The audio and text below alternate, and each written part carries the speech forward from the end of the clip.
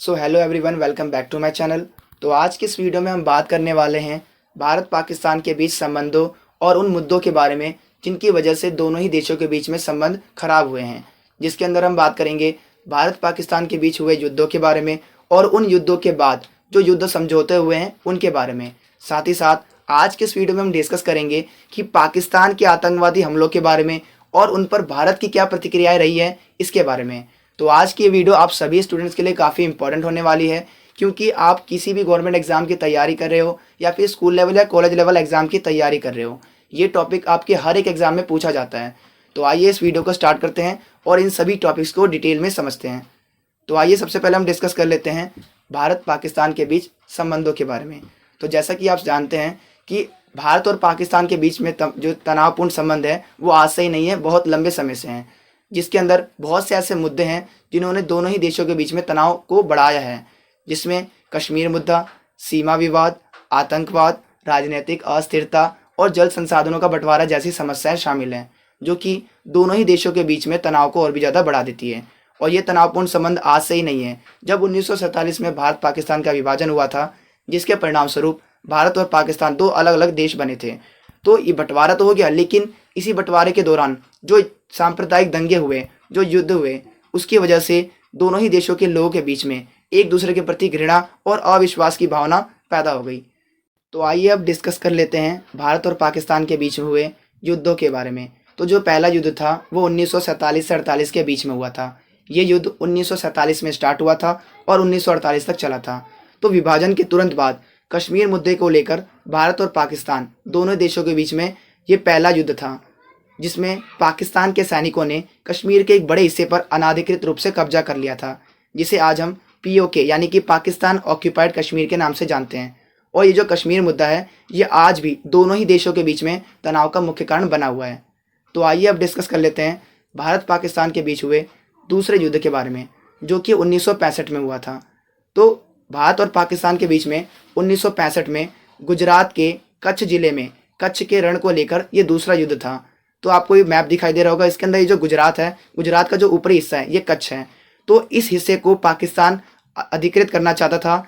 तो उस समय भारत और पाकिस्तान के बीच में ये दूसरा युद्ध हुआ रण के कच्छ को लेकर। तो इस समय भारत के जो प्रधानमंत्री थे वो थे लाल बहादुर शास्त्री जी, जिन्होंने इस युद्ध के दौरान जय जवान जय किसान का नारा भी दिया था। तो ये सब चीज़ें आपको ध्यान में रखनी है। तो आइए अब डिस्कस कर लेते हैं भारत पाकिस्तान के बीच हुए तीसरे युद्ध के बारे में, जो कि 1971 में हुआ था। ये युद्ध काफ़ी ज़्यादा मायने रखता है, क्योंकि इस युद्ध के बाद विश्व में एक अलग देश का उदय होता है, जिसको आज हम बांग्लादेश के नाम से जानते हैं। तो अब सवाल ये उठता है कि क्या 1971 के युद्ध से पहले बांग्लादेश था ही नहीं? तो इसका जवाब है जी हाँ, 1971 से पहले बांग्लादेश था ही नहीं। इससे पहले ये पूर्वी पाकिस्तान था, जो कि पाकिस्तान का ही हिस्सा था। अब ये क्या है, तो इसको समझ लेते हैं। तो जैसा कि आप जानते हैं 1947 में भारत का विभाजन हुआ, जिसमें ये प्रस्ताव रखा गया कि जहाँ जहाँ मुस्लिम बहुल क्षेत्र होंगे उनको पाकिस्तान बनाने की मांग की गई, जिसमें दो क्षेत्र ऐसे थे जहाँ पर मुस्लिम आबादी काफ़ी ज़्यादा थी, एक ये वाला क्षेत्र और एक ये। क्योंकि ये दो क्षेत्र थे और ये पश्चिम में पड़ता था, इसलिए इसको पश्चिमी पाकिस्तान कहा गया, और ये पूर्व में पड़ता था तो इसको पूर्वी पाकिस्तान कहा गया। अब ये जो पश्चिमी पाकिस्तान के लोग थे इनके पास ज़्यादा अधिकार थे, और ये पूर्वी पाकिस्तान के लोगों पर अत्याचार करते थे, इनको किसी प्रकार का अधिकार नहीं देते थे।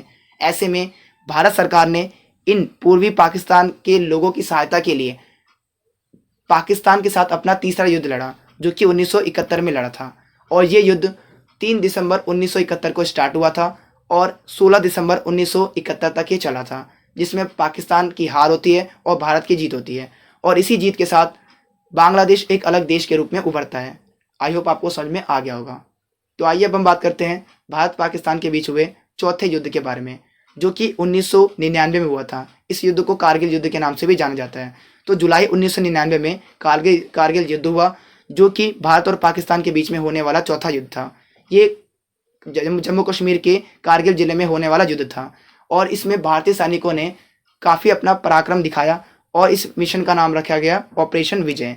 इस युद्ध में जो पाकिस्तान की सेना थी और जो कश्मीरी उग्रवादियों ने भारत और पाकिस्तान के बीच में जो लाइन ऑफ कंट्रोल है इसको पार करने की कोशिश की, लेकिन भारतीय सैनिकों ने इसका मुंह तोड़ जवाब दिया और इस युद्ध में भारत की जीत हुई और पाकिस्तान की हार हुई।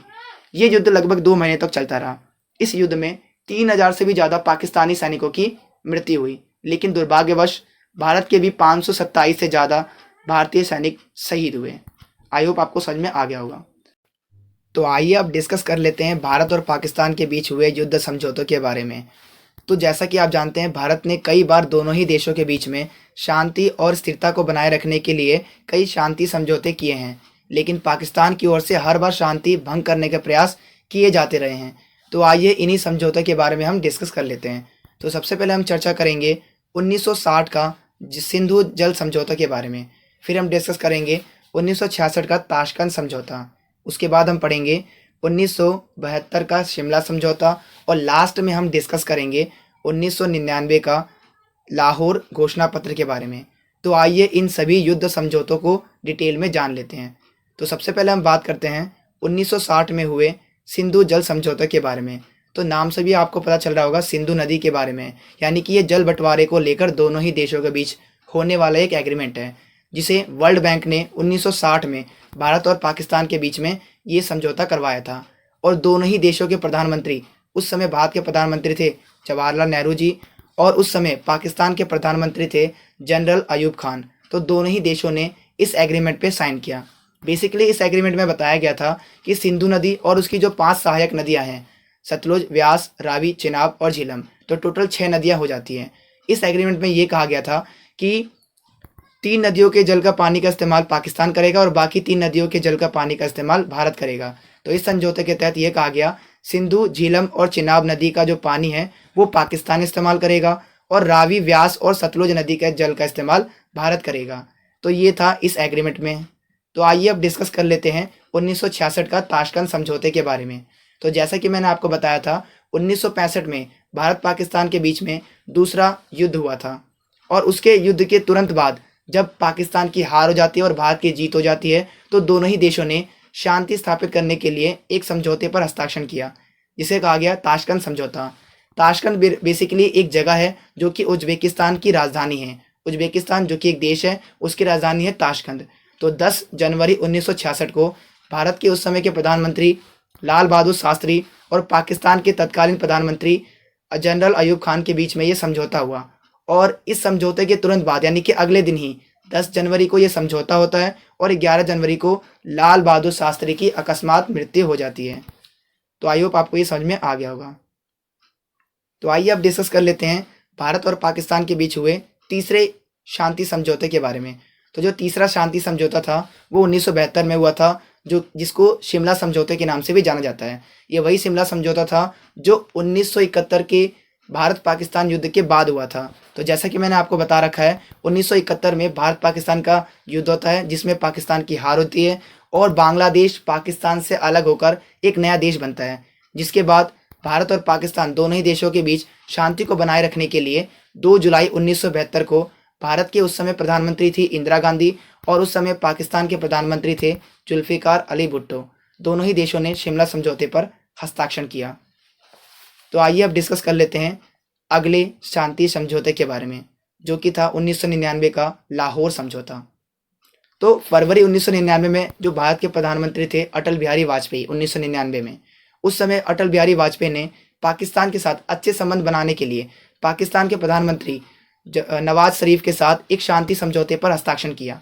लेकिन जैसा कि मैंने आपको बताया था कि इसी के बाद फरवरी 1999 में ये समझौता हुआ, और लेकिन उसके कुछ महीने बाद ही जुलाई 1999 में पाकिस्तान के सैनिकों ने जनरल परवेज मुशर्रफ की अध्यक्षता में कारगिल युद्ध छेड़ दिया। हालांकि इस युद्ध में पाकिस्तान की हार होती है, लेकिन इसे समझना जरूरी है कि इस बार पाकिस्तान ने न केवल समझौते को तोड़ा है बल्कि अविश्वास भी किया था। तो ये सब चीज़ें आपको ध्यान में रखनी है। तो कारगिल युद्ध में भी पाकिस्तान की ही हार होती है। तो आइए अब डिस्कस कर लेते हैं कि पाकिस्तान की ओर से कौन कौन से भारत में आतंकवादी हमले किए गए हैं। तो जैसा कि आप जानते हैं कि पाकिस्तान ने कई बार भारत के अंदर आतंकवादी गतिविधियां की हैं, जैसे 2001 का भारतीय संसद पर हमला हो, या फिर 2008 का मुंबई हमला। इसके अलावा पाकिस्तान ने 2016 में पठानकोट हमला भी किया था, जिसमें हमारे कई जवान भी मारे गए थे। इसके अलावा 2016 का उरी हमला, और इसके अलावा 2019 का पुलवामा अटैक। तो ये सब वो आतंकवादी गतिविधियां थी जो कि पाकिस्तान की ओर से की जा रही थी भारत में। लेकिन हर बार शांति समझौते नहीं किए जा सकते हैं, इसलिए कई बार भारत ने भी इन आतंकवादी हमलों का जवाब दिया है। तो आइए अब डिस्कस कर लेते हैं कि इन आतंकवादी हमलों पर भारत की क्या प्रतिक्रियाएं रही थी। तो जैसा कि आप जानते हैं कि भारत ने हर बार शांति स्थापित करने के लिए कई युद्ध समझौते किए हैं, लेकिन इस प्रकार की आतंकवादी गतिविधियों के खिलाफ भारत ने भी कई जवाब दिए हैं। जैसे 2016 में जो उरी हमला हुआ था, उसके बाद भारत ने भी पाकिस्तान के जो पीओके क्षेत्र है वहाँ पर आतंकवादी ठिकानों का पता लगाया और वहाँ पर सर्जिकल स्ट्राइक की। इसके अलावा जो 2019 में पुलवामा अटैक हुआ था भारत में, उसके रिस्पॉन्स में भारत ने पाकिस्तान के आतंकवादी ठिकानों पर एयर स्ट्राइक की। तो ये वो प्रतिक्रियाएं हैं जो कि भारत की ओर से की गई है आतंकवादी के खिलाफ। तो आई होप आपको ये सब चीज़ समझ में आ गई होगी। अगर आपको ये वीडियो यूज़फुल लगी हो तो इसे ज़्यादा से ज़्यादा शेयर कीजिए। Thanks for watching this video. तो मिलते हैं आपसे अगली वीडियो में।